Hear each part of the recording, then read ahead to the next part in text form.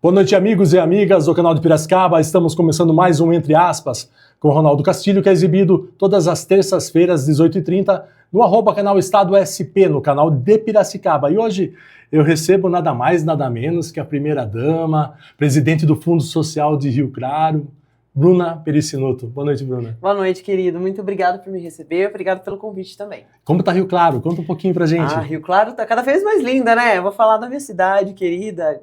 Graças a Deus, Rio Claro tá crescendo, tá se desenvolvendo. Tem muita coisa ainda para ser feita, mas a gente tá feliz com o caminho que a gente está seguindo lá na nossa cidade. Presidente do Fundo Social, eu tive a oportunidade de estar na CIRC, né? Associação Comercial. Isso, de Rio Claro. Uhum. Você estava falando, acho que foi uma agenda que o bispo diocesano, Dom Devair, um querido. Tinha planejado lá, e você estava falando sobre o fundo. Isso. Conta para nós um pouquinho das atividades do Fundo Social de Rio Claro. O Fundo Social de Rio Claro é um setor da prefeitura, digamos assim, que está em tudo. E está em todos os setores também, está em todas as secretarias. Porque nós mesmos, até a título de conhecimento dos ouvintes e das pessoas que estão com a gente, o Fundo Social, ele não é uma secretaria, como a Secretaria de Obras, Secretaria de Educação. Ele é como se fosse uma ONG dentro da prefeitura. Então eu tenho uma vinculação com o gabinete do prefeito e tenho o meu próprio orçamento que vem também da Conta Eventos, que é de eventos que a gente faz. Então o fundo, ele basicamente se sustenta dos eventos que nós fazemos. Por isso que é tão importante, por isso que as pessoas veem os fundos sociais fazendo os eventos sociais na cidade, porque é disso que a gente sobrevive. E aí a gente fornece algumas coisas para a população numa demanda espontânea. Então uma pessoa que bater na minha porta vai ser atendida. Eu tenho cadeira de roda, cadeira de banho, muleta, andador, cama hospitalar para empréstimo. A gente faz atendimento de cesta básica e alimentação que as pessoas precisam. Fora isso, a gente também dá orientações. Então, a pessoa não sabe para que setor da prefeitura ela precisa fazer aquele determinado pedido. A gente também orienta. A gente faz isenção de taxa de casamento. A gente faz... Deixa eu pensar mais em algumas coisas. Os eventos, né, sociais que a gente tem, ajudamos os projetos sociais da cidade. Todos os projetos têm um dedinho do Fundo Social, principalmente os projetos nos bairros, que tratam com crianças carentes, que é a parte que eu mais amo. Já vou falar aqui para você que é o que eu mais gosto de fazer. Eu amo lidar com crianças, eu amo estar com eles. Eu sou mãe de 2 crianças pequenas, do João Gustavo, de 7 anos, e da Cecília, de 3. E para mim é algo extremamente extraordinário poder ver um ser humano crescendo. Então, se eu posso ter meu dedinho na vida daquelas crianças, eu faço questão, sabe? Então, nos projetos sociais, a gente tem um apoio, tem os projetos que a gente lança, que a gente inventa, digamos assim, as festas de Natal, de Dia das Crianças. A gente faz um atendimento direto à população mesmo. Então, população de rua a gente encaminha, por exemplo. A pessoa está precisando de uma orientação para um encaminhamento na saúde, a gente também dá orientação. Enfim, uma gama, um leque gigantesco de atividades que a gente tem lá. O Fundo Social ele atende milhares de famílias, Sim. né? Na prática, qual é o impacto real que você enxerga no dia a dia das pessoas pelo Fundo Social? Olha, eu acredito que eu consigo acolher. Na verdade, o acolhimento naquele momento, e não só através do alimento do serviço que eu estou prestando, mas desde o bom dia que eu dou, o boa tarde que eu dou ali na porta. Atenção. A atenção. Muitas vezes as pessoas elas não querem só a cesta básica, elas precisam ser ouvidas. Elas já estão passando por uma situação desafiadora que é não ter o que comer, muitas vezes. E pelo menos ser ouvida, ter atenção. Às vezes a consulta com o atendimento com o nosso assistente social, ele demora não por conta das demandas da pessoa, mas às vezes a pessoa está ali, acabou de perder uma pessoa, ou está naquela situação difícil, naquele momento, nunca esteve, chegou no fundo do poço, precisa ser ouvida. Às vezes até para encaminhamento de tratamento de saúde mental, enfim, várias coisas, várias. Muitas mulheres e mães nos procuram. Então a gente olha, se coloca num lugar. Eu acho que esse é o diferencial do Fundo Social nosso, é isso. A gente se coloca no lugar, a gente olha olho no olho, a gente trata a pessoa como ela deve ser tratada, independente da classe social, independente do que ela está precisando naquele momento. Bruna, eu vejo que também você não é uma pessoa de gabinete, né? Você gosta de estar no bairro, né? Você gosta de estar na periferia, você gosta de estar tratando com as pessoas. Sim. Eu vejo principalmente nas suas redes sociais que você tem esse engajamento com as pessoas, né? Eu gosto. Eu gosto de ouvir, eu sou bem comunicativa, eu gosto de ouvir, gosto de conversar, gosto de entender, me pôr no lugar, contar um pouco da minha história, porque hoje eu estou nesse lugar, né, o cargo de primeira, eu estou primeira-dama, não sou primeira-dama. é um cargo passageiro, né? Que me deu a oportunidade de crescer como ser humano. No máximo 8 anos. No máximo 8 anos, exatamente. E me deu a oportunidade de crescer como ser humano e de curar coisas em mim e da minha história também. Porque eu já tive uma história muito difícil. Eu já passei necessidade, eu já não tive o que comer. Já fiquei 3 meses tomando banho de água gelada. A gente vai chegar lá. Calma. Mas então eu sei... Calma aí, pessoal. Já dei uma adiantada spoiler. Mas então eu sei exatamente a dor daquela pessoa que está me procurando. Às vezes a dor, claro, a gente não está comparando uma coisa com a outra. Mas eu entendo minimamente o que ela sente. Entendo porque é uma mãe procurando, eu sou mãe também. Não é porque eu estou numa condição privilegiada que eu vou virar as costas para isso, muito pelo contrário. Se eu tenho... Eu falo muito isso. Hoje eu tenho um microfone, é como se eu tivesse um microfone na mão e eu passo para quem eu quiser. Para quem precisa realmente ter voz. Então eu vou passar para a pessoa que não tem voz. Aqui, ó, o microfone é seu, agora é a sua vez. Então, o máximo que eu puder fazer isso, é o que me satisfaz, porque isso volta para mim, é o que me faz bem, de verdade. Quando eu vou para uma comunidade, atendo um projeto social, por exemplo, de quinta-feira, normalmente, uma quinta-feira por mês, a gente visita um projeto com marmita com propósito, que foi um projeto que eu criei. Uhum. Justamente isso, com propósito. Não é só entregar uma marmita, não é só matar a fome naquele momento. A gente conversa com as pessoas, a gente entende o que está de deficiente naquele bairro, naquele lugar. Precisa passar uma máquina aqui na rua de terra. Precisa cortar o mato em tal lugar. Precisa dar uma atenção melhor aqui no lixo. A gente está ali com esses projetos também para isso.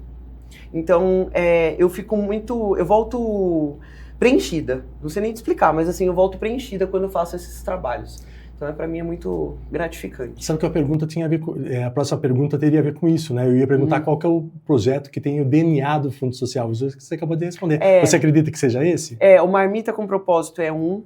E eu acho que a Casa da Mulher Rio Clarense... São 3 projetos que eu tenho hoje que estão mais, assim, digamos, em evidência no Fundo Social. É o Marmita com Propósito, o Armazém Solidário, que a gente está estruturando junto com a educação. É um projeto sensacional, que partiu da educação. Eu tive a mesma ideia, a gente teve a mesma ideia ao mesmo tempo, digamos assim, um não sabia do outro. Numa reunião, sem querer, uma pessoa falou, viu, peraí, o fundo tá pensando... Esse projeto é meu. Não, o fundo falou, não, o fundo tá... Eu não vejo com isso, sabe? O projeto não é meu, é nosso, é pra cidade, é pras pessoas. Não, mas é o que eu tô querendo dizer assim, sim, a educação fala, não, eu que criei, eu também. Não, assim a gente, juntou. vamos ver como é que... Vamos unir forças, então? Como que a gente pode ajudar? Como que o Fundo Social pode estar presente aqui também? Então, a gente uniu isso daí e o Casa da Mulher Rio Clarense, que é uma casa, será uma casa de referência para mulheres vítimas de violência. Nós estamos, né, no nosso 5º ano de mandato, primeiro ano do 2º mandato. Eu fui no mandato passado, há 3 anos atrás, mais ou menos, 1 ano eu fiquei indo em casas que são referências para mulheres vítimas de violência. Fui em Jaú, fui em Cajamar, a gente pegou várias coisas que lá funcionam e são boas para tentar passar para a nossa cidade. A gente tem a Patrulha Maria da Penha funcionando com excelência lá na cidade. Faz um atendimento não só na hora do flagrante, mas também no pós, né, dessa mulher, como é que ela está, se ela ainda tem contato com o agressor, se não tem, como que está a criança quando tem filho. Elas conhecem por nome, sabem como abordar. É um tratamento, inclusive, premiado nosso. Personalizado e foi premiado com um prêmio nacional, justamente por essa forma com que é eficaz, com que é feita. E é uma casa que vai ser multitarefas, digamos assim, vão ter várias atividades funcionando. Nós temos hoje, que é uma secretaria nova, a Secretaria da Mulher, que tem 4 meses. Foi criada a Secretaria? Foi criada a Secretaria da Mulher e a Secretaria da Pessoa com Deficiência. Bacana. Então, a pessoa da mulher, a gente aborda lá mesmo, com todas as políticas públicas que envolvem o assunto. Teremos sala de procedimento, teremos sala da OAB, teremos uma sala com um galpão, né, um auditório, digamos assim, para palestras e eventuais atividades para as mulheres. Atravessando a rua, tem o meu centro de qualificação profissional, então aquela mulher pode se qualificar. A gente sabe que mais de 80% dessas mulheres não saem do ambiente violento porque elas não têm condição financeira. Sim. Então, por isso elas continuam com o agressor. Então, se a gente... Claro, gente, não é do dia para a noite. A gente vai de passinho em passinho, tentando fortalecer essa mulher para que ela saia desse ambiente, para que ela denuncie, para que ela se fortaleça. E a gente quer ser a rede de apoio dela, de algum jeito. Então, se eu posso oferecer os cursos, que já são gratuitos, se eu posso oferecer uma sala que ela não precisa ir para o hospital, por exemplo, se ela precisa fazer um exame, se ela precisa fazer um curativo, se ela precisa ter um atendimento imediato, ela vai num lugar reservado, eu vou dar isso para ela. Ela precisa de um atendimento jurídico, eu sou advogada de formação. Por que que eu sou muito, até arrepio de falar, eu sou muito presente nessa causa? Porque quando eu advogava, há 10 anos atrás, eu fiz um divórcio litigioso. Na época tinha divórcio litigioso. Hoje é tudo digital, tudo rápido, né? Já separou, acabou, no dia seguinte tem pensão. Na minha época não era assim. Ela teve que dividir metade da única casa que eles tinham, que ela tinha, que ela ficava com os filhos, com o agressor. Porque é a lei. Hoje, no Brasil, não temos uma lei que protege a mulher no regime de bens. A gente teria que fazer uma reforma no Código Civil, de processo civil e no Código Civil, para que essa mulher tenha essa proteção. Já fui a Brasília, já entreguei esse projeto.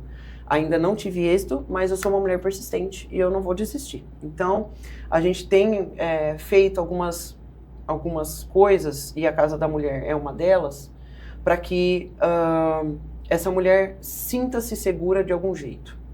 Então, naquela casa, por isso que a gente fala casa referência, porque ela vai poder encontrar o que ela precisa. Não é uma casa, é bom explicar, não é uma casa como aquelas casas que o agressor não sabe, que ninguém sabe o endereço, que a mulher fica por 6 meses, não.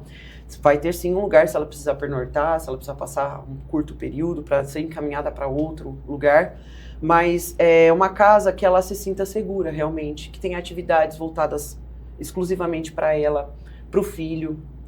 Normalmente essa mulher está acompanhada de crianças, de filhos, às vezes tem sobrinho junto, enfim, a família. A gente inclusive vai ter um espaço pet, porque normalmente tem também, leva Sim. todo mundo junto, né? Cachorro, gato, todo mundo. Então a gente vai ter esse espaço reservado também para os pets. Então é algo que eu vi e senti na pele, olhando nos olhos dessa minha cliente na época. Então eu quero devolver isso para a sociedade. E a gente vê hoje o quanto é difícil a gente ter um resultado eficaz. Agora, eu acredito que a mídia e essa questão da publicização desses assuntos tem facilitado em alguns quesitos. Né? Agora, nós temos uma lei recente que permite que as mulheres comprem o spray de pimenta para andar com o spray de pimenta quando precisa. A lei, acho que dessa semana, foi sancionada.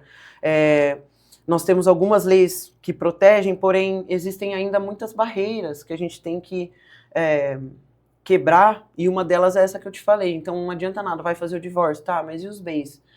Se você casa em comunhão parcial de bens, metade dos bens pós o matrimônio é dividido meio a meio, mas o cara ainda vai ser premiado com os bens, tipo, não tem sentido. E não tem uma lei. A gente pode até ter uma determinação judicial, a sensibilidade do juiz, do promotor, mas não tem uma lei concreta que fala, não, é isso e ponto. Não existe. Então a gente precisa correr atrás disso. E eu tenho persistido, conversando com algumas pessoas, a gente sabe que a influência política, ela é importante, e tem 2 projetos, eu pesquisei, tem 2 projetos de lei parados por falta de relator.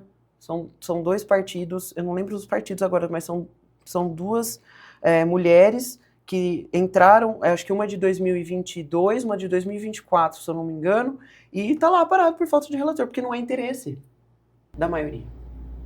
Bruno, até entrando nessa questão da violência doméstica, você acredita que a medida protetiva ela funciona?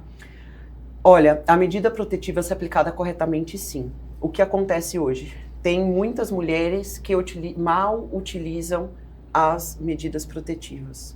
E tem muitas que acabam sofrendo a consequência disso. Lá na nossa Patrulha Maria da Penha, vou te dar um dado concreto, tá? São mais de 3.000 cadastradas que elas têm contato. Dessas 3.000, 1.000 já voltaram com o agressor e acabam, e não estou, pelo amor de Deus, não é culpa delas, a gente sabe da dificuldade que é sair de um ambiente violento, e quando a gente chegar na minha história eu também vou contar sobre isso, mas a gente precisa fortalecer mais essa mulher para que ela, e não só isso, para que essa lei seja realmente bem aplicada. Em Rio Claro, temos vários resultados positivos em relação à Lei Maria da Penha. E sim, é uma lei importante para as mulheres. É uma lei, sim, que nos protege, que nos dá o resguardo necessário. Porém, ainda a gente vê mulher com medida protetiva sendo morta pelo ex-companheiro. A gente ainda vê esse tipo de coisa acontecendo. A gente ainda vê, apareceu para mim, eu não tive nem coragem de repostar, um vídeo de um homem batendo na moça no elevador e depois ele fez ela pedir desculpa. Dado Dolabella, mesma coisa, a gente está vendo isso fervendo agora na mídia.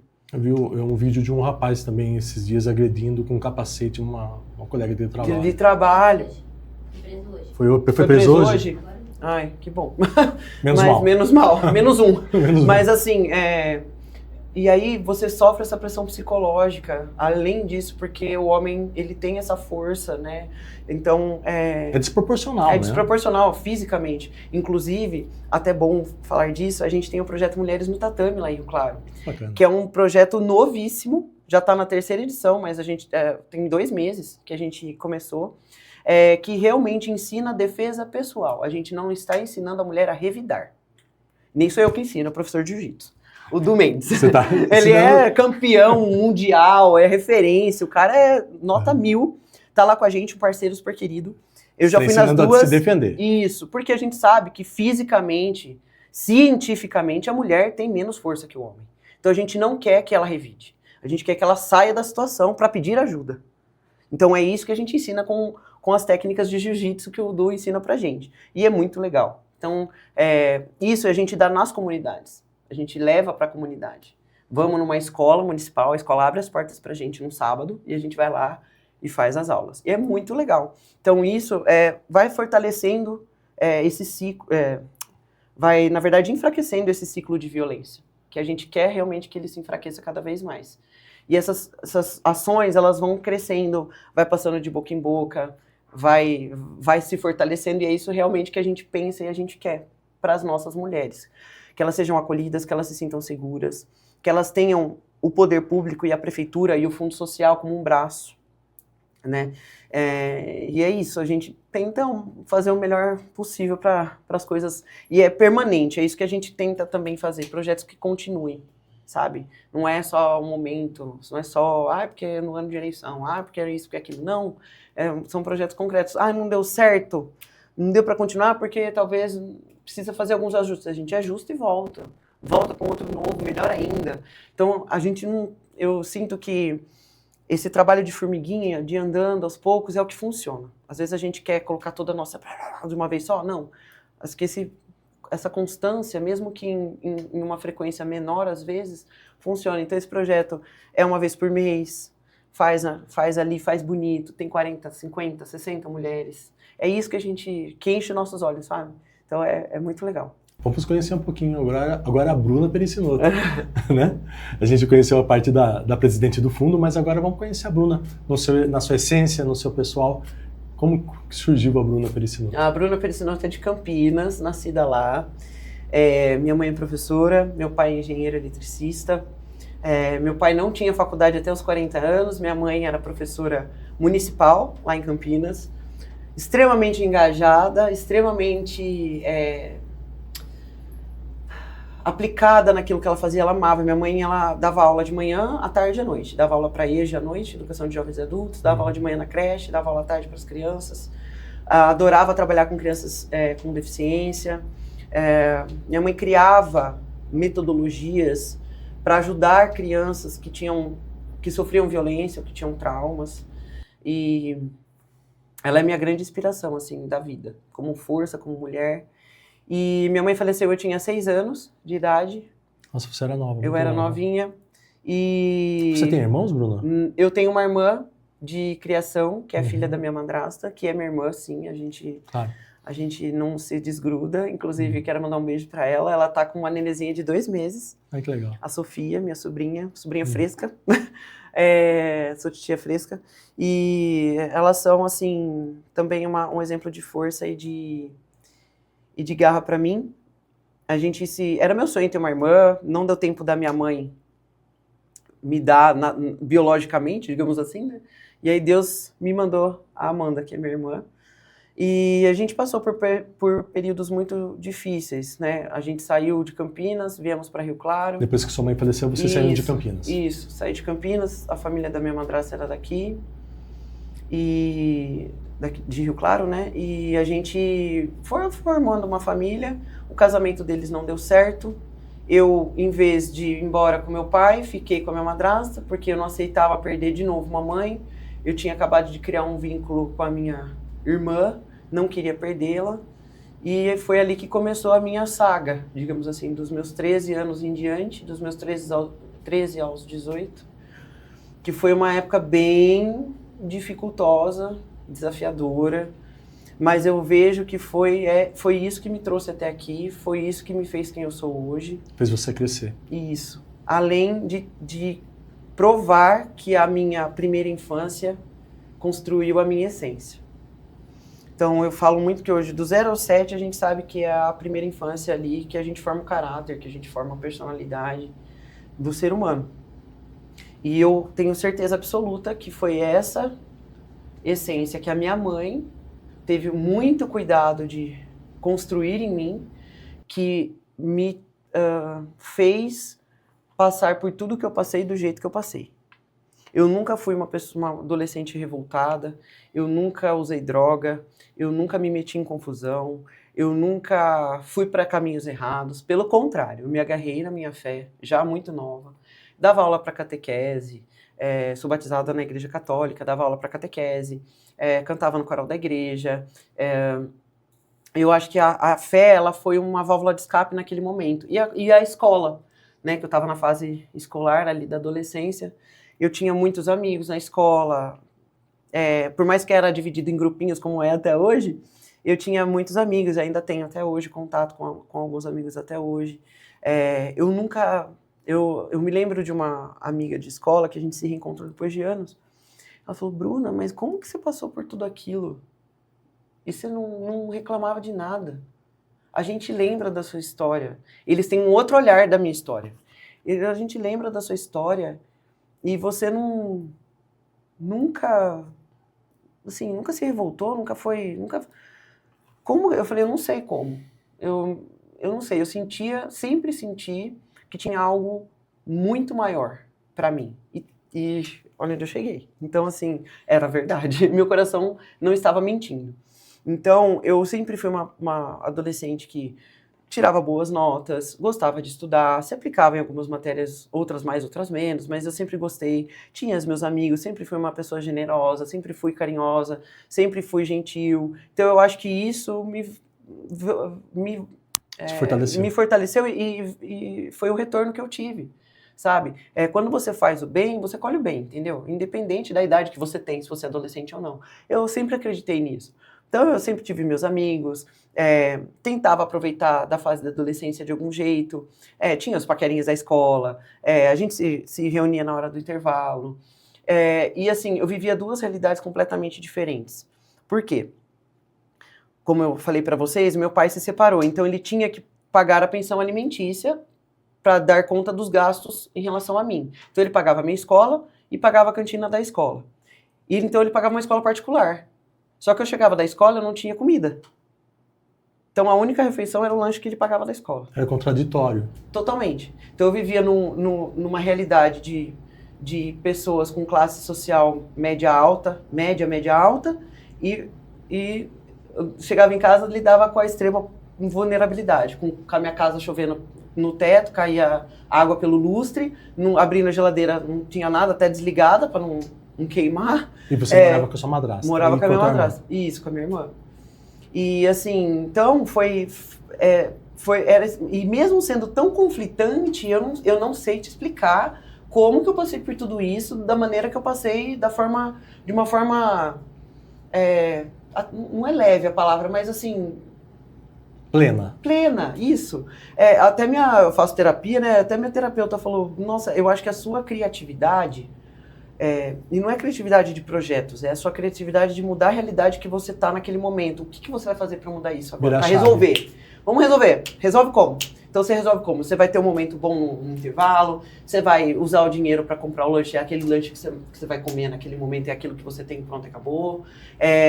E não ficava reclamando de nada, não tinha show nem vela, era aquilo e pronto, sabe? E eu não sei, eu lidei muito bem, porém, naquele momento, depois que veio, eu acho que o choque.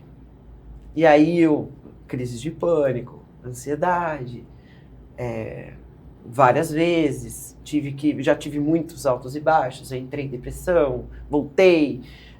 Então, assim, hoje eu falo muito disso em relação à saúde mental também, principalmente com as mães e com as mulheres, porque a gente é muito julgada 24 horas, né? Uma julga a outra, inclusive. E o que eu quero, que eu idealizo, né, não é isso, é que a gente se acolha.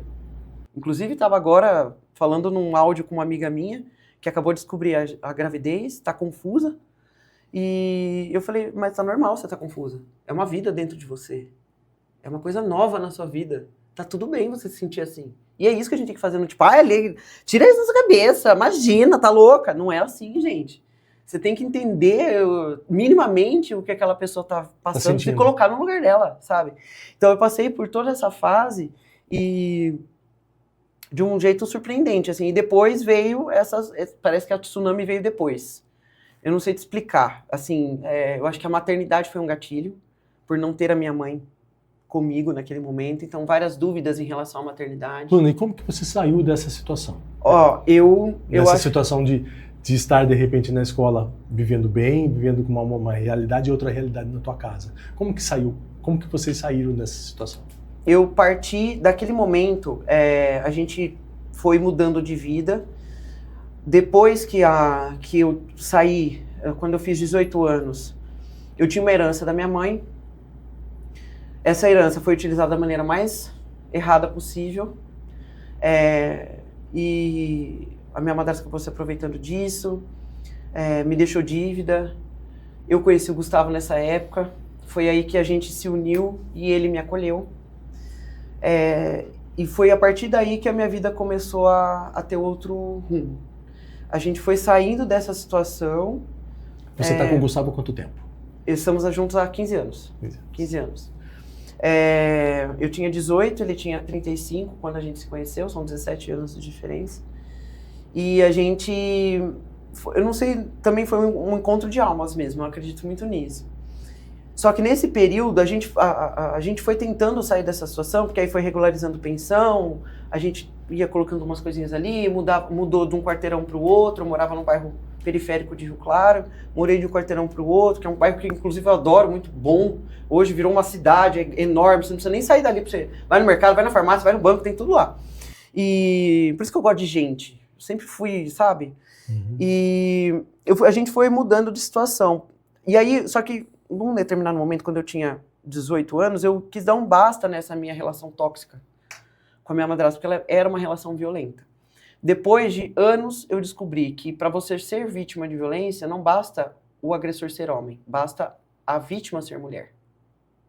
Então eu sofri violência psicológica, financeira e física. E aí a ficha foi caindo, e aí eu acho que aí veio a tsunami do tipo, meu Deus, que buraco é esse? E quando eu conheci o Gustavo, eu já fazia faculdade de Direito, eu tinha acabado de entrar na faculdade. Então a faculdade também foi Você fez o Rio Claro mesmo? Fiz Claretiano. Ah, eu também. É muito legal. Eu estudei lá, fiz toda a minha... da quinta primeiro colegial eu fiz lá, depois voltei na faculdade de novo. Eu fiz licenciatura em História lá. Ah, que legal. É uma faculdade ótima, funciona até hoje, né? Pertinho da minha casa, na esquina. Uhum. E tem um carinho enorme, eles também são parceiros. Eu ia de ônibus. Olha só. Eles são parceiros nossos, lá na prefeitura também, nesse projeto da casa também, da Casa da Mulher. Católica, né? Da Casa da Mulher Rio Clarense, eles estão com a gente lá com a parte da psicologia, da medicina e do direito. Uhum. E, enfim, eu conheci o Gustavo e aí minha vida deu uma reviravolta no bom sentido, porque o Gustavo me deu acolhimento, tirou as vendas que eu precisava tirar dos olhos, me fez dar valor à atividade física, por exemplo. Não, você vai entrar na faculdade sim, você vai fazer faculdade, você vai terminar, e a gente vai até o fim juntos, e é assim até hoje. Então ele sempre me fortaleceu. sempre me entendeu. Porque ele, me vendo numa situação como aquela, e não só ele, tá? A família dele inteira me acolheu, a minha sogra, meu sogro, meus cunhados, todos eles. O Gustavo, são 4 filhos, né? O Gustavo é o mais velho. E todos eles me acolheram. Você imagina a minha sogra, um filho com uma menina de 18 anos, meu Deus do céu, vai dar totalmente errado. É a primeira coisa que a gente pensa, né? Mas não, deu muito certo. E ela... Ainda bem. Ainda bem. Ainda hoje eu tava discursando e ela falou, nossa, que orgulho de ser sua sogra. Ela falou... E é muito gostoso isso, né? Ser acolhida ali pela família dele. E eles também me ajudaram a me fortalecer. Só para completar isso que você falou, da questão do discurso. Sim. No dia que eu estava lá na CIRC, você discursou antes do Gustavo, porque Sim. o Gustavo não estava lá. Sim. Ele chegou depois. Ele chegou depois, né? sim. Ele chegou depois. E eu estava justamente lá porque eu estava acompanhando o vice-prefeito de Saltinho, né? O Evandro Pereira, que ele estava representando o Hélio, o prefeito Hélio Bernardino. E eu estava junto com ele. E você falou, né, discursou. E aí, depois que você discursou, ele chegou, né? Você já tinha acabado o discurso, acho que era a Débora Ferraz, do Exército de Formiguinha, que estava falando, e o Gustavo chegou e tal. E o pessoal tava brincando com ele lá fora. Falou assim, você não precisa discursar não, a Bruna já falou tudo, ela fala melhor que você, fica quietinha e tal. Falou isso. Fala. Falou, foi engraçado, foi até engraçado. Foi até engraçado, porque ele leva na brincadeira também, né? E olha, até vou te abrir aqui uma particularidade. Nesse dia, eu não tinha dormido nada. Eu tava de óculos, pra dar uma disfarçada na olheira. Eu não tinha dormido nada, eu tinha tido uma crise um dia antes. Eu tinha chorado horrores, tava com o olho desse tamanho. Nem a maquiagem tapava. E assim, pra você ver como é outra coisa que eu gosto e quero começar a falar. Não é porque a gente tá nesse lugar que as pessoas idealizam como um lugar glamouroso, um lugar distante das pessoas, que eu não quero, muito pelo contrário, eu quero desmistificar isso. A gente também tem dia ruim, também dá errado. A gente ainda tem que cumprir a agenda mesmo assim, como todas as outras pessoas têm. Como todas as outras pessoas num dia difícil têm que levantar às 6 da manhã, pegar o ônibus e trabalhar. Claro que com todas as particularidades de cada um. Mas é difícil também, a gente também é ser humano. Porque colocam um estereótipo de prefeito e primeira-dama, é como se a gente fosse um negócio quase que real, sabe? Como se fosse um personagem. E não é isso. Eu sou filha, o Gustavo é filho. Eu sou mãe, o Gustavo é pai. E tem sentimentos. Temos sentimentos, a gente tem família por trás da gente. Você acha que a minha sogra não sofre quando escuta as coisas? Você acha que o meu sogro não sofre? Meu sogro teve um dia que me ligou, eu tava no cabeleireiro, tinha um outro evento depois, justamente por isso que eu estava lá. Liguei, ele me ligou, ele falou, escuta aqui, eu não aguento mais. O Gustavo começou a desabafar comigo, porque ele tava super, assim... Preocupado com o filho dele. E eu me coloquei no lugar dele. Não com o prefeito, com o filho dele. Com o filho, não adianta, eles não veem o Gustavo só como prefeito, eles vão ver primeiro como o Gustavo, filho deles. Sim. E eu faria o mesmo se meu filho fosse... Eu falei, Deus me livre, né? Mas assim, a gente se coloca no lugar, não tem como, sabe? Então as pessoas precisam entender. E hoje a internet dificultou muitas coisas. É o tal do hard news. E assim, e outra, é uma lixeira que todo mundo vomita o que quer, fala o que quer e acha que não vai ter consequência nenhuma. A gente fala que qualquer um agora virou um canal de televisão, né? Gente, é uma coisa que eu fico até assim, assustada, e até por isso que eu dei até uma afastada um pouco das redes. Agora eu tô querendo voltar, porque eu precisei, nesse um ano pós-eleição, que deu um ano já, e foi um ano em que eu me fortaleci a minha saúde mental. No dia seguinte da eleição, eu tive crise, 2 dias seguintes eu tive crise de pânico, nos 2 dias. De pânico mesmo, de não levantar do chão, de não sentir a boca, de ficar com mão formigando, pedir urgência para minha psicóloga me atender, sabe, coisas assim. E ninguém vê isso. Será que foi um momento de relaxamento? Não, foi, lógico, que veio, segurei tudo até agora, né? Aquela tensão de eleição, tal, depois com 2 filhos pequenos, tendo que dar conta de tudo. Depois vem a vitória e daí dá aquele... né, exatamente. Então assim, eu me fortaleci nesse um ano para poder mostrar a Bruna de novo. Porque eu não consigo pegar um celular, colocar a tela na minha frente, falar que tá tudo bem, se não tá tudo bem. Primeiro porque eu acho que isso é uma questão de responsabilidade com quem me assiste. E respeito também. Eu penso muito na mãe que me assiste, na mãe de recém-nascido que me assiste, que acabou de ter um filho, que está confusa com tudo, que não dorme a noite inteira, que fica olhando aquelas pessoas com biquíni, com coisa trincado, com corpos maravilhosos, com isso, com aquilo, e fala, meu Deus, o que eu tô fazendo? Eu não consigo. Inclusive eu seguia vários, deixei de seguir, porque eu acho isso muito... A gente tem um... Não tô falando para não mostrar, né, esse corpo é seu, se você tá bem com você mesmo, ótimo, mas a gente tem que ter responsabilidade com o que a gente fala. Isso a vida pública me trouxe como ensinamento. Se eu tô falando para você isso, é porque é isso. Então eu não vou aparecer ali se eu não quero aparecer, ou se... Claro que no meu trabalho eu tenho que fazer, tenho que ir num lugar como eu fui aquele dia, você falou, nossa, falou super bem, já tinha chorado uma noite inteira antes, não deu nem pra perceber. Por quê? Porque aquele momento eu me entreguei verdadeiramente. Eu me lembro de estar na frente do espelho e falar, hoje você vai dar o seu melhor. É o seu melhor, você é capaz disso. E aí eu fui me fortalecendo. Só que um ano atrás, isso não era possível. A Bruna que brincava, a Bruna que fazia piada, eu tinha medo de tudo, de me xingarem, de prejudicarem os meus filhos. Eu não estava com a saúde mental boa para aguentar pancada. Hoje sim. Mesmo com ainda os comentários restritos. Porque meu Instagram não é terra de ninguém, é minha terra. Eu tenho que pôr limites. Sim. Eu não vou deixar... Não tem problema nenhum você falar para mim que o hospital não te atendeu bem. Contanto que você fale com educação e com respeito. Eu vou ser a primeira pessoa que vai tentar te ajudar. A primeira. O meu WhatsApp tá lotado de gente. Hoje mesmo, uma pessoa mandou no grupo do CrossFit, eu preciso de ajuda com fralda. Eu falei, peraí, qual a numeração da fralda? Você precisa do quê? É assim. E eu preciso disso. Eu não tenho olhos para toda a gente. É humanamente impossível a gente saber de tudo que acontece. Então é bom que as pessoas tragam isso para nós, mas com respeito. E não com aquela coisa de né, fazer fake, de fazer piadinha, estamos agora processando num inquérito policial por fake news de inteligência artificial, de um vídeo que eu fui presa. Como assim? Fizeram um vídeo de inteligência artificial eu sendo presa. E foi publicado nas redes? Foi publicado nas redes. Esse é o nível de pessoa que a gente lida hoje. Eu não tô falando todos que lidam com política ou com a exposição de alguma forma, né, com a internet de alguma forma, porque hoje o cartão de visita é a internet. Você tem uma loja, você tem que ter um Instagram, você tem que ter um Facebook, você vende online, você vende físico. Isso é o cartão de visita nosso hoje, a gente vive no mundo digital, não tem como. Mas tá chato. Então assim, eu tinha muito medo de falar qualquer coisa, de brincar com qualquer coisa e ser mal interpretada. Então eu acabei dando um passo para trás, sabe? Hoje eu tô mais segura para fazer o que precisa ser feito e para mostrar a Bruna que eu realmente sou, de verdade. Eu sou uma Bruna que brinca, que chega descalça, que deita no chão, que anda de chinelo, que brinca com as crianças, que vai no bairro, que joga bola no barro, que eu adoro isso. Isso me traz vida. Não é fake, gente.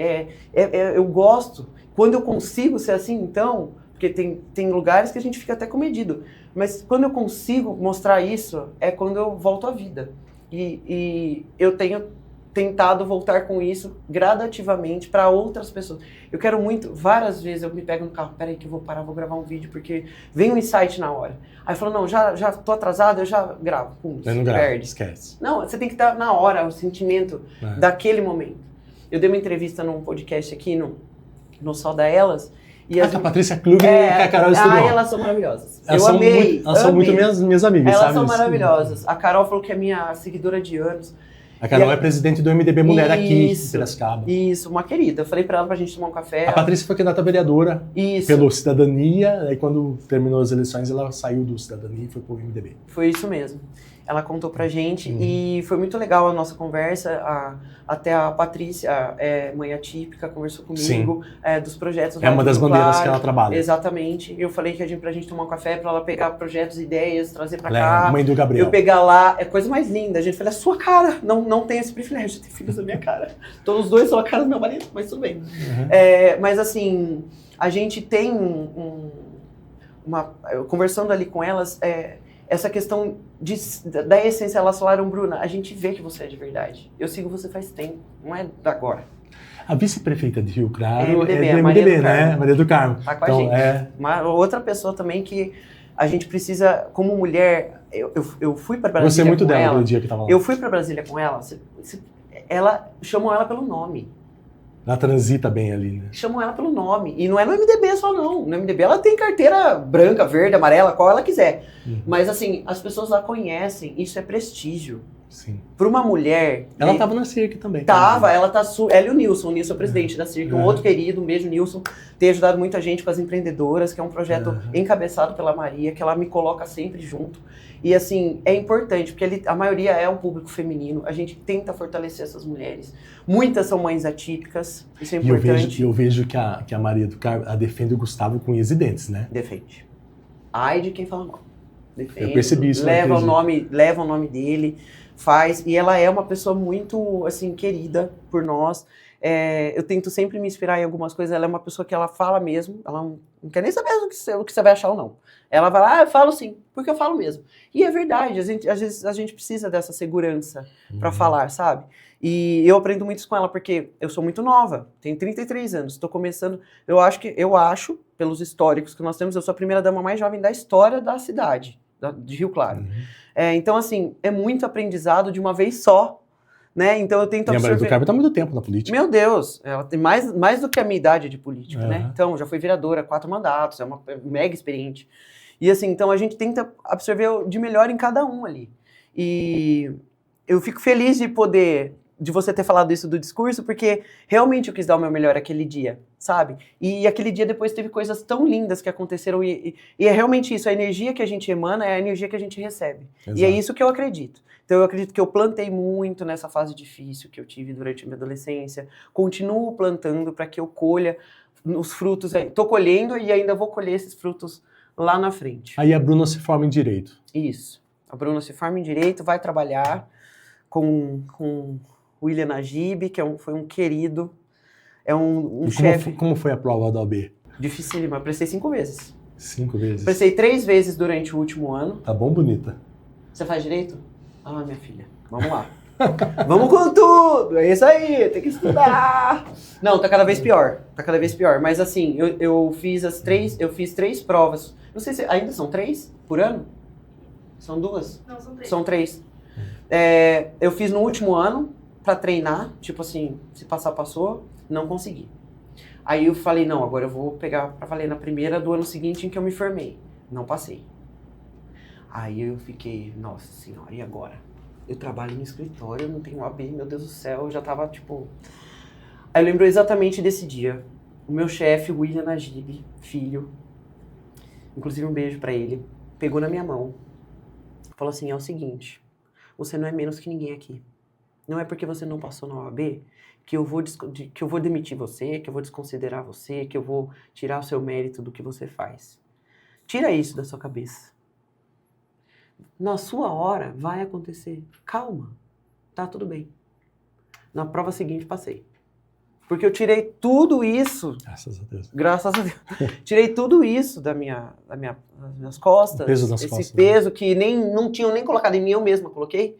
E assim, ele foi essencial. E outra coisa que o William Najib falou, eu acho que eu vou deixar pro final. Essa fala dele que eu acho que você vai... deixa pro final. Mas assim, ele foi uma pessoa que me inspirou muito. Ele também passou por uma fase extremamente difícil, pessoal, e na época a gente mandava e-mail uns pros outros dos advogados, até para documentar as petições que a gente mandava um pro outro, para corrigir, para acrescentar jurisprudência e tal. E eu me lembro de mandar e-mail para ele de manhã com frases motivacionais que tirassem ele como forma de agradecimento daquilo que ele tinha feito por mim naquele momento. Eu sou assim.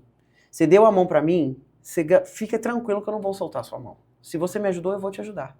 Entendeu? Antes, a Bruna de antes, às vezes tomava umas chapuletadas e continuava segurando, mesmo que doendo. Hoje, talvez eu solte.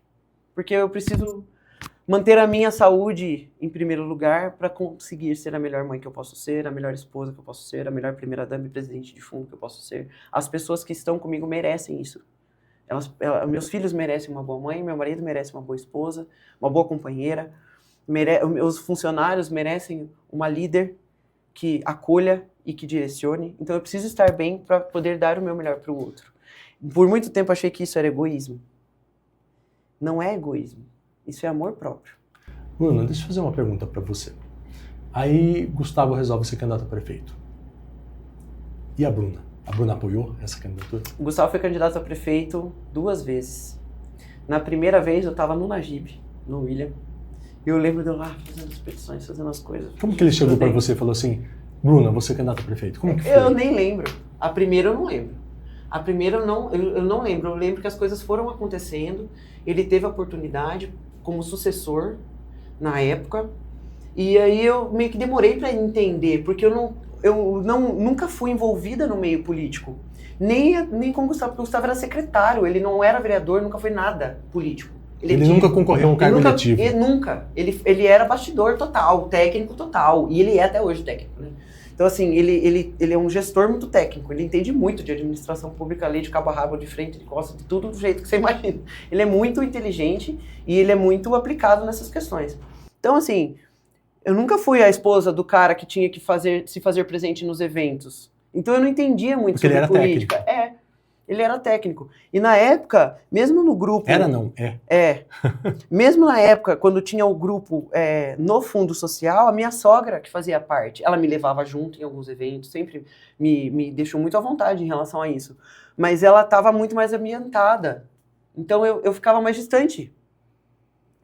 E daí eu meio que fui na sopetão. E eu lembro exatamente também do William falando, viu o que você tá fazendo sentado aí? Vai fazer campanha pro seu marido, você tá doida? E eu... Tá bom, tipo, levantei, o que tem que fazer? Onde vocês estão? Tem que panfletar onde? Era assim, meu sogro, 7 horas da manhã, caminhonetinha, megafone, bairro, vamos nós. Entregando panfleto de casa em casa. Lista telefônica, ligava um Que por ano um. foi isso, Bruna? 2016. 2016. A gente casou em 2016, em seguida já foi a campanha, a eleição. Uhum. E aí a gente... ligava, minha sogra ligava, meu sogro ligava um por um, dos que eles conheciam primeiro e depois as outras pessoas pedindo voto por telefone. Um por um. Ia nos distritos, a Japiba, Tovi, Ferraz, entregar panfleto casa por casa, bater, mostrar quem era. Gustavo não foi eleito. Ele saiu de uma pesquisa de 3 mil para 28 mil votos. É um salto grande. E a família sempre junto. Eu acho que o diferencial nosso... Do Gustavo é isso. A família acredita nele. A família apoia ele. Ele é uma pessoa que leva a família junto. E o Gustavo é um ser humano extraordinário. Não é porque é meu marido, não. Eu falo pra ele, um dia se a gente separar, a gente vai ser melhor amigo. Porque assim, ele é uma pessoa... Eu vou trazer ele aqui ainda. Traga. Ele é uma pessoa extraordinária, de verdade. Eu vou trazer. Ele... embora pareça aquela pessoa séria, às vezes comedida, introspectiva, ele tem um coração maior do que ele. Então, assim, ele sofreu muito também no processo de ver os pais sofrendo, de me ver sofrendo.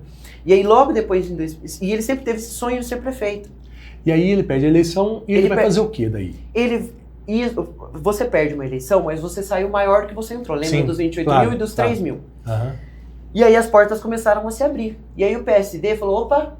Olha lá, quem tá ligando? Tá ligando, meu marido. Tá ligando, gente. Pode atender. Vou atender. Pode atender. Vai tentar atendendo o Gustavo aqui. Amor, eu tô ao vivo num podcast, você tá aqui comigo no telefone. A Cecília tá em casa. Tá bom? Beijo. Tchau. Aí, tá vendo? É assim, ó. A Cecília tá em casa, quem vai pegar, quem vai buscar. Essa é a vida real, gente. O marido do prefeito é a primeira dama. Mas... ele, em 2016, não conseguiu, porém, as portas se abriram. O PSD enxergou, Kassab enxergou o Gustavo, falou, opa, esse cara tem potencial. E aí chamaram o Gustavo para ir para o PSD. O Gustavo foi. No PSD, em Itupeva, o prefeito era do partido e chamou o Gustavo para trabalhar como secretário de Negócios Jurídicos. Por quê? O Gustavo, lá em 2009, 2010... Por que ele foi secretário de Negócios Jurídicos? Ele resolveu um problemão jurídico. Eu não lembro se foi de campanha, se foi de candidato. Eu só lembro que ele resolveu um problema que era muito técnico. E aí, também isso, viu, as pessoas que viram, falaram, não, esse cara tem potencial, vamos pôr ele de secretário. Então, trouxeram o Gustavo novamente para secretário de Negócios Jurídicos em Itupeva. Porque o prefeito era e estava precisando desse cargo, estava vago lá. E aí o Gustavo estava na praia dele, né? Exatamente do que ele faz, direito público, técnico. Administrativo, técnico. Só que o sonho de ser prefeito ainda estava ardendo no coração dele, né? Ele falou, cara, eu vou ser candidato a deputado estadual para ganhar visibilidade para a próxima de prefeito. E foi o que ele fez. Foi candidato em 2018. Eu tinha acabado de ter o João tinha 4 meses. Começou a campanha de deputado estadual. Mas a campanha de deputado estadual é completamente diferente de uma campanha de prefeito. Sim. Prefeito é na cidade, bairro em bairro, vai na quermesse, vai ser. Estadual é um negócio macro. Você tem que fazer conexões, você tem que conversar com pessoas de outras cidades que trabalhem, que te ajudem. Dobradas, exatamente. Gustavo teve uma votação não tão expressiva, mas, como eu te disse, o foco... Credenciou ele para a próxima eleição. Exatamente, que era o que ele queria. Foi aí que em 2020, Gustavo vai para a campanha e é eleito. Com 38 mil votos. Eu não me lembro agora. Não me lembro, mas ele foi eleito. E nessa segunda eleição... Como que foi a emoção da família no dia da negócio, apuração? É um negócio que eu não sei explicar. É surreal. É pior que Copa do Mundo. Eu não sei te falar. Que time você torce? Palmeiras. Ah, poxa, eu sou corintiano. Eu já ia falar do Mundial do Corinthians, não posso falar do Mundial do Corinthians. Não tem. Brincadeira, gente. Mas assim, sabe aquela sensação, é uma emoção absurda. A gente fica na expectativa, atualizando o site da Justiça, do Tribunal de Justiça Eleitoral para ver lá o resultado. Aquela ansiedade é um negócio muito louco, assim, muito bom e muito louco ao mesmo tempo. E na primeira eleição, eu não sei se você chegou a ver isso, mas eu comecei na internet há 7 anos atrás com uma mãe na cozinha. Não. Eu era uma pessoa que fazia receitas na internet. Não sabia disso. Por quê? Quando eu tive o João com 26 anos. E eu advogava. Só que eu não estava feliz com a advocacia, não tinha me encontrado. Gustavo teve 33.015 votos. Ah lá, 33 mil votos, foi isso mesmo. E eu me lembro que Caramba, pera um pouquinho. Ele concorreu com a Maria do Carmo. Sim. É agora que eu vi aqui, que hoje é a vice dele. Que hoje é a vice dele, exatamente. Esse é o Gustavo. Uhum. E aí a gente fez... Eu me lembro perfeitamente de eu começando, né, o Gustavo... eu falei, Gustavo, não tô feliz com a advocacia. O João tinha 2 meses. Eu falei, eu não tô feliz, eu quero fazer alguma coisa. E eu sempre gostei de cozinhar. E aí eu comecei a fazer receitas na internet e comecei a crescer. Mostrando a minha maternidade, mostrando as receitas eram receitas saudáveis, porque eu estava nessa fase da vida, de querer comer melhor. Eu amamentava o João. E aí eu fui crescendo. Quando eu comecei a me credibilizar na internet, comecei a ganhar um pouquinho de dinheiro com isso, Gustavo, vou ser candidato a prefeito de novo. Vou ser candidato. E aí corre a gente fazer campanha de novo. E aí a Bruna para de novo com o negócio. E a Bruna para de novo com o negócio. Aí vamos lá, dar atenção para o Gustavo. Na época, eu fazia tecnólogo em gastronomia no IGA. E eu me lembro de me dividir. Eu ia de bicicleta, fazia aula, encontrava ele em algum ponto que ele fazia microfoninho, caminhonetinha, nos pontos de maior fluxo. Encontrava ele lá, subia na caminhonete, a gente estava ainda em pandemia, em começo de pandemia. Até ia perguntar isso para você depois. Vocês pegaram a questão da pandemia já com o Gustavo prefeito. Foi. Né? E você presidente do fundo. Isso. Né? Eu acredito que tenha sido um pouco difícil. Foi o Fundo Social também. Né? Foi muito. Mas aí a gente volta, a gente chega lá. Mas foi muito assim, eu me lembro da gente correr com campanha, João pequeno, eu tentando dar conta de 1000 coisas ao mesmo tempo e acabei deixando essa questão da internet de lado. E aí conseguimos o êxito na eleição. Eu não fazia ideia... O pai do Gustavo foi o delírio, né? Foi o delírio. Ixi, meu sogro. Minha sogra também, até hoje. Nossa, os irmãos, todos os sobrinhos, todo mundo. O Gustavo teve tio prefeito, teve avô vereador. Então, assim, lá, a família do meu sogro é de Paulínia. Então, acho que foi o pai... o avô do Gustavo o bisavô do Gustavo foi vereador em Paulínia. E o tio, que era casado com a irmã, o cunhado do meu sogro, né, no caso, foi prefeito. Então, eles tiveram já esse contato com isso. Com a política. Com a política, exato. E então, o Gustavo tava... Nossa, todo mundo eufórico com aquilo. Só que foi uma época que eu falei, tá, como que é um fundo social? Porque eu nunca tive esse contato. E eu não tô falando só das ações sociais, eu tô falando da questão burocrática, como que funciona, de onde vem o dinheiro, o que que paga, quem que faz, como é, como que é feito o atendimento, qual que é o fluxo, como que funciona. E aí eu tinha uma chefe de gabinete, a Lilian, na época, que me ajudou muito nesse processo, nesse período. A gente agarrou isso com todas as forças, ela também me ajudou a organizar, literalmente, de tirar pilhas e pilhas de coisas amontoadas, de lixo, de sujeira no fundo social e transformar aquilo num outro lugar, num lugar aconchegante, acolhedor, com outro olhar, com outras políticas. E aí eu fui aprimorando o conhecimento sobre o fundo social. E foi bem na época da pandemia, em que eu tinha que levar e buscar o João 4 vezes por dia na escola. Porque ele ficava um meio período numa recreação, outro meio período na escola, que nem era meio período, eram só 3 horas por dia por conta da pandemia. Sendo primeira-dama, tentando dar conta de um fundo social. Então eu meio que despiroquei nessa época mesmo, fiquei doidona. Eu me lembro de um dia de eu esmurrar o volante do carro e falar, mãe, por que você morreu? Eu precisava se ligar para perguntar o que fazer agora. Então assim, foram coisas que eu fui tentando. Teve um período que eu fiquei afastada um pouco mais do fundo, porque eu realmente não conseguia ir, que foi o período que eu entrei meio que em depressão, tive as crises de pânico. Aí logo engravidei de novo da Cecília, que foi um outro período, que aí eu fui me fortalecendo aos poucos, e eu fui me transformando, e a Bruna foi evoluindo, um degrauzinho de cada vez, e chegou a Bruna que eu sou hoje, que é uma Bruna muito mais segura, muito mais presente, muito mais posicionada. Eu acho que o posicionamento é algo que também essa força, que essa segurança me trouxe.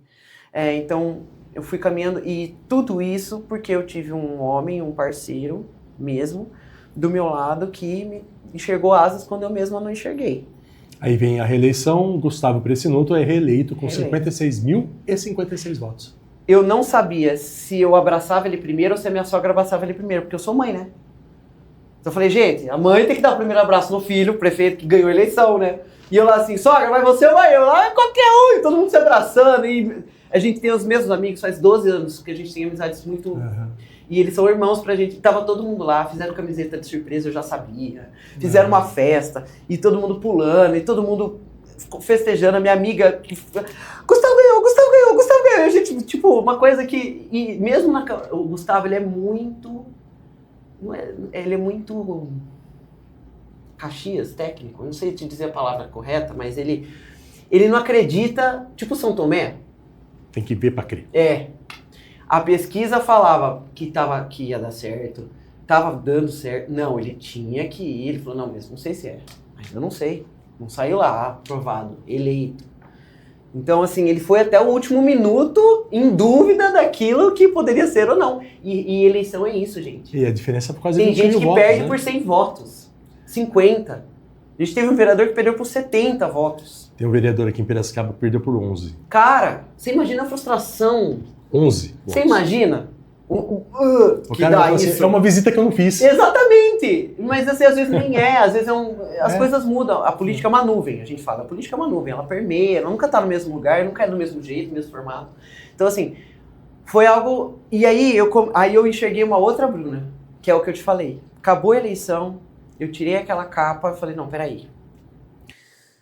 A gente tem que mudar e refazer o caminho.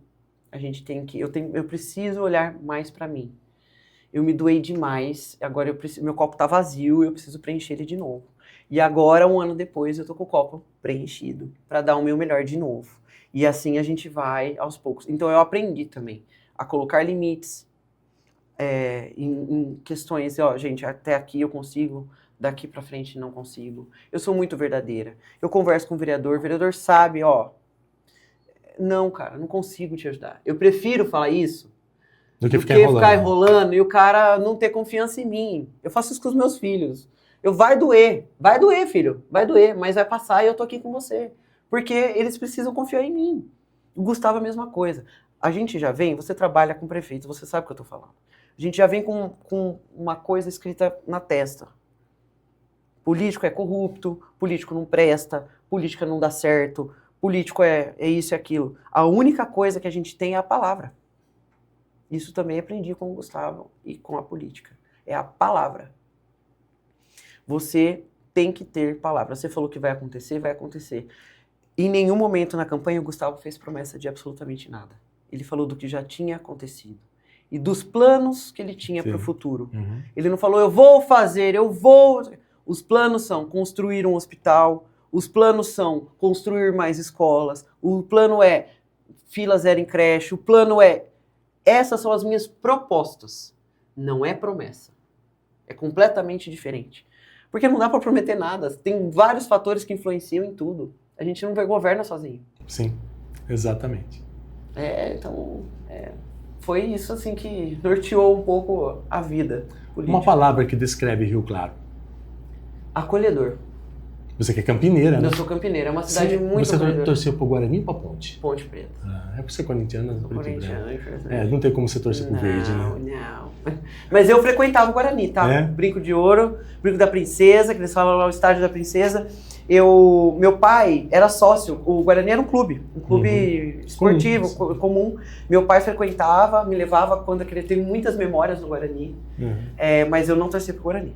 Mas eu torcia pra Ponte Preta, mas eu era muito frequentador ali. Aproveitando que tem aqui a Tribuna Piracicabana, não sei se você sabe, esse jornal ele tem uma coluna lá que chama-se Capial. É uma coluna de fofoca. Na realidade é fofoca política e às vezes você aparece lá, sabia? Sério? Sério.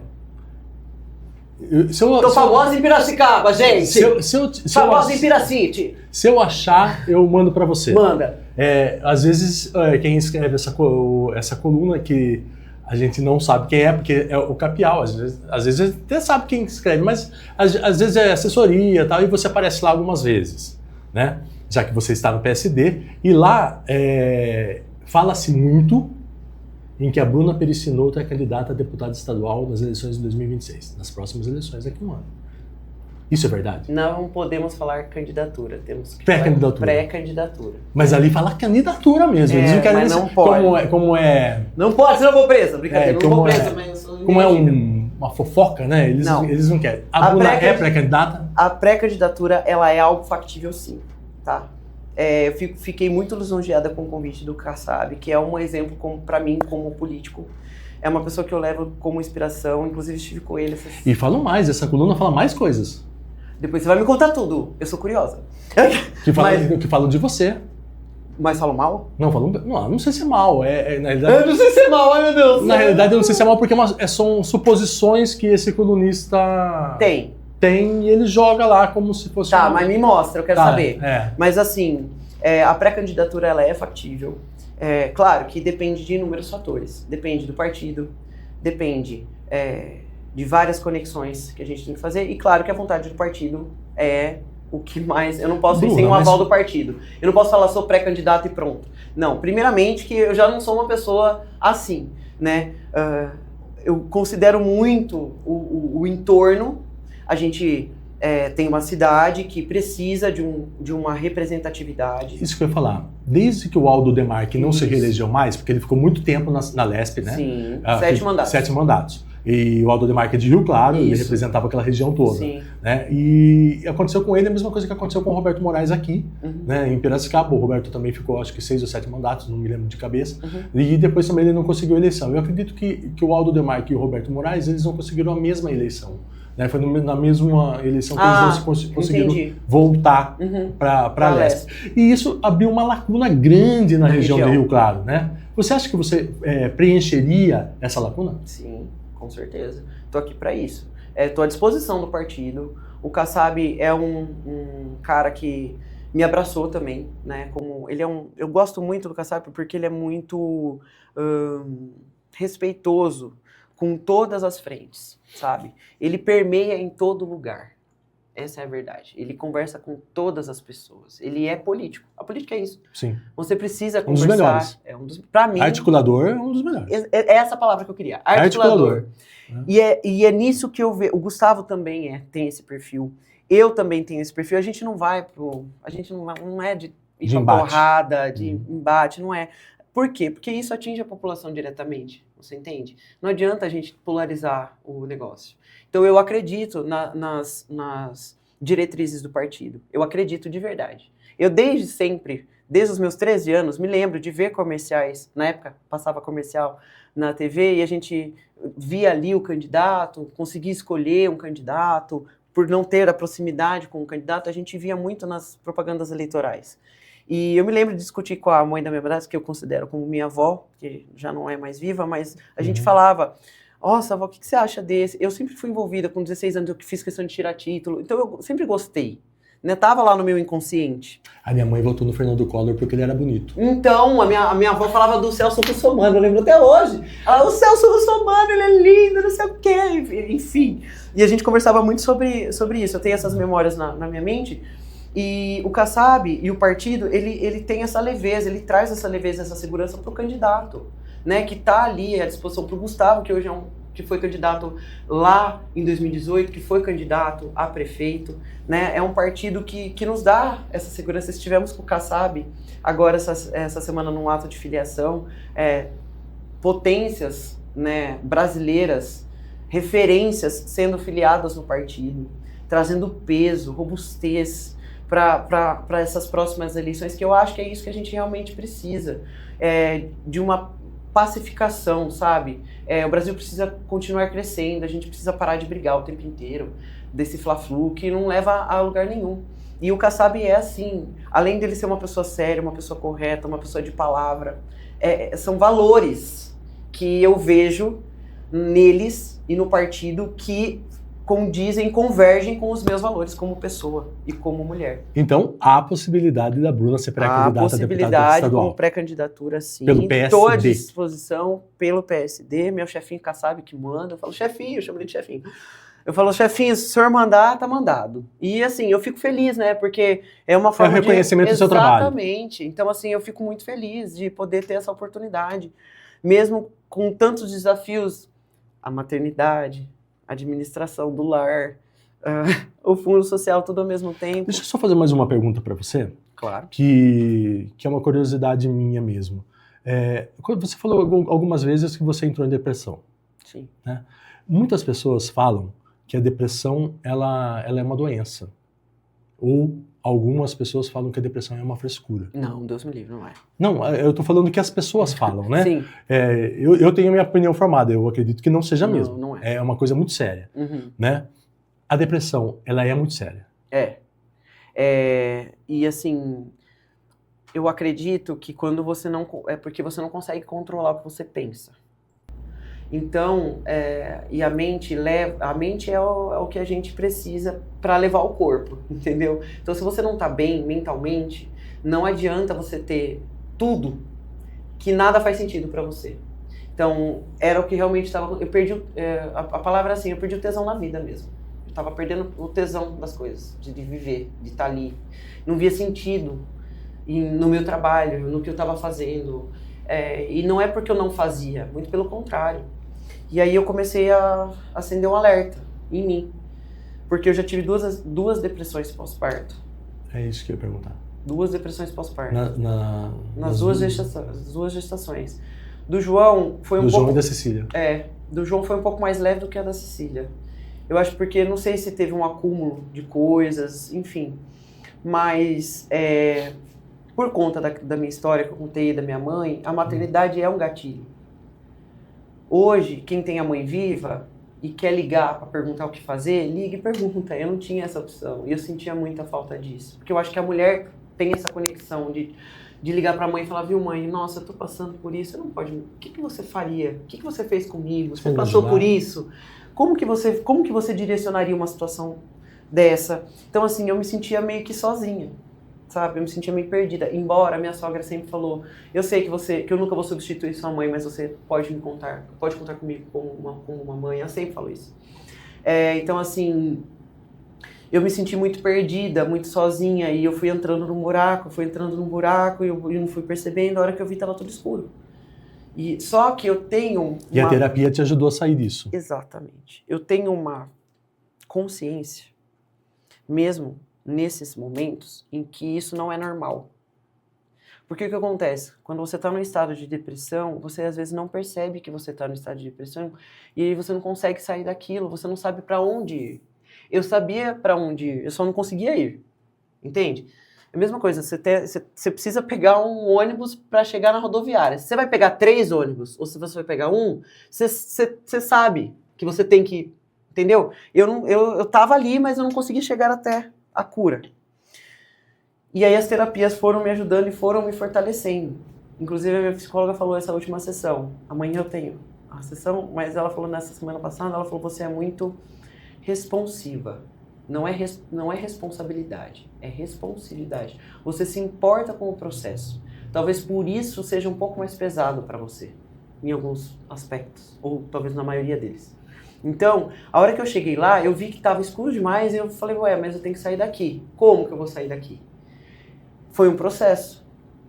Fui para o psiquiatra, não tenho vergonha nenhuma de falar. Eu tomo medicação, eu faço um acompanhamento.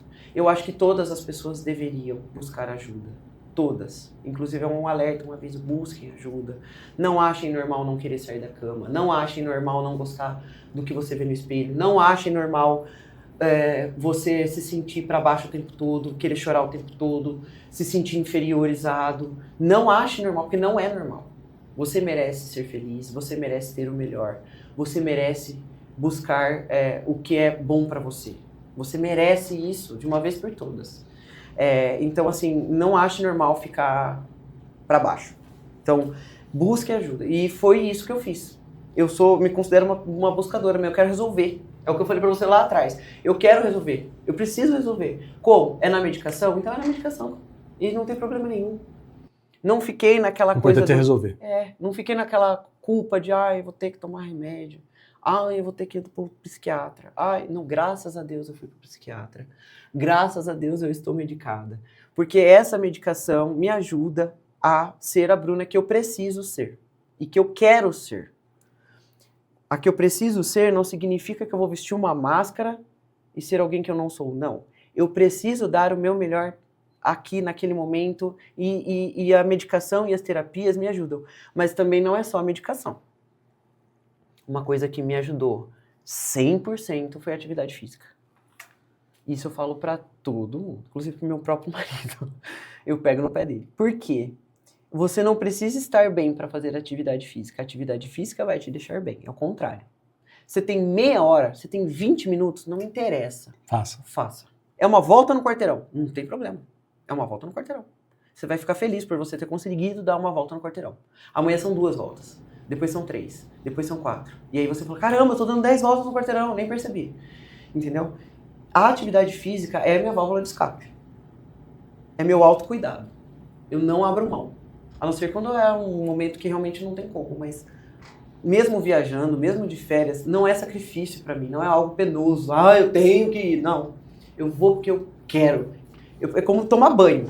É como... você se sente bem. Sabe um dia suado, calor, você não tá com aquele banho e você fala, nossa, que delícia? É atividade física pra mim. Então, isso me tirou dessa depressão, desse momento difícil. Bruna, já passamos mais de 1 hora de bate-papo. Ai, meu Deus do céu. Desculpa, eu falo muito. Mas é que é importante. Que é bacana. É importante. E mamães, mulheres que estão me ouvindo, se coloquem como prioridade. Vocês não são egoístas de pensar nisso. Pensem que vocês precisam preencher para poder doar. Você vai doar o quê do copo vazio? Nada. Bruna, até ia pedir para você, antes da gente encerrar, primeiro a gente vai fazer, depois a gente faz a citação, tá? Eu queria que você deixasse um recado para o povo de Rio Claro, né? Eu queria que você falasse diretamente para eles, né? Como primeira-dama do município, como referência, né? E também como presidente do fundo, mas primeiramente, como mulher. Eu ia falar isso agora. Bom, eu espero que eu seja alguém que faça diferença na vida de vocês de algum jeito. Seja com uma ação no Fundo Social, seja com um encontro, seja com um abraço, seja com um bom dia, seja com uma cesta básica ou com qualquer outra ação que eu tenha feito, mas eu quero ter feito a diferença na vida das pessoas de Rio Claro, principalmente das mulheres, das mães que me acompanham. Eu quero, de alguma forma, abraçar vocês, acolher vocês. Espero que eu consiga fazer isso, que eu tenha conseguido fazer isso até aqui de alguma forma. Eu me sinto representante das mulheres da minha cidade e eu espero que eu esteja sendo uma representante à altura de vocês. E aos homens e às outras pessoas da minha cidade também. Espero que eu seja alguém que vocês tenham como referência para tomar algo de bom, que eu tenha algo, que eu plante algo de bom em vocês, de alguma maneira.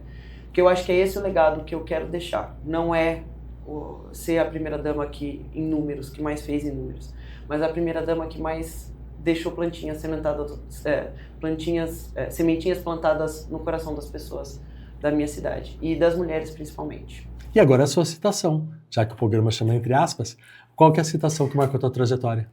Eu tinha falado para você lá no começo, são duas coisas.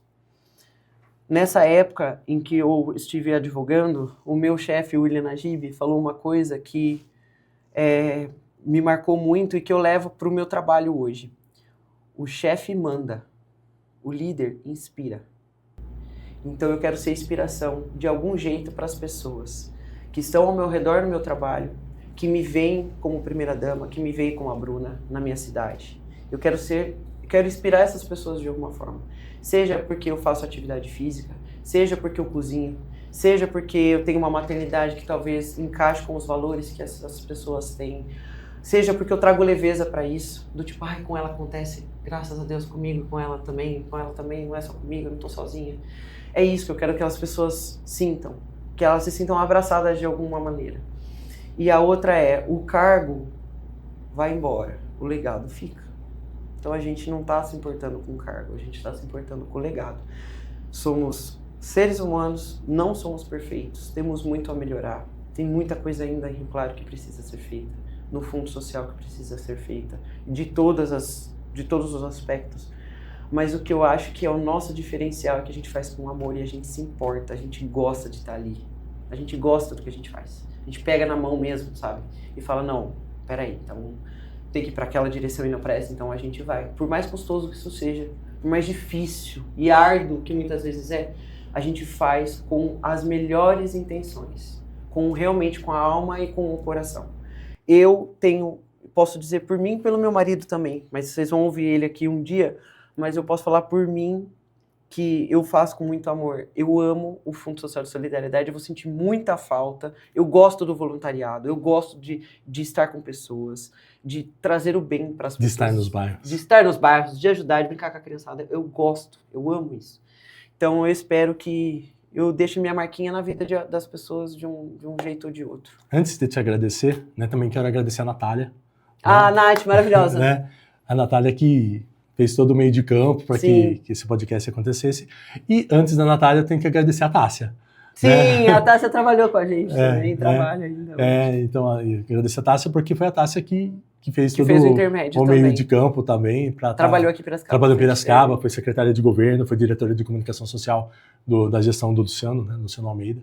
Né, e agora ela está lá em Rio Claro com vocês. Rio Claro com a gente, ela é de Rio Claro, né? Ela é samuquense, né? Samuqueira. Samuqueira que fala? Isso. O marido dela tem a... Ela é a Samuca? É Samuca, Gracifes, Caçamba, e você Uva. O quê? Ah, eu sou todas. Você é todas? Eu gosto de todas, eu tô em todas, a gente vai em todos os ensaios, todas as feijoadas que dá, a gente tá indo. Eu vejo que a Tássia sempre tá nessa boca. O carnaval é uma marca da nossa cidade, a gente não pode colocar uma, colocar outra, porque todas dão sangue para dar o melhor delas. Quem que é a atual campeã? A Uva. A Uva pela segunda ou terceira vez, se eu não me engano, consecutiva. Já campeã e a vice-campeã é a Samuca. Bacana. Bruna, obrigado por aceitar nosso convite. Eu que agradeço. Estar aqui no canal do Piracicaba, participando do Entre Aspas. Para mim foi excelente, fiquei muito feliz. Quero vir mais vezes, espero que vocês tenham gostado e estamos à disposição sempre. E o Entre Aspas com o Ronaldo Castilho vai ficando por aqui. Nós voltamos na próxima terça-feira às 18h30 no @canal Estado SP. E até lá. Deus abençoe a todos. Voltamos na próxima terça-feira.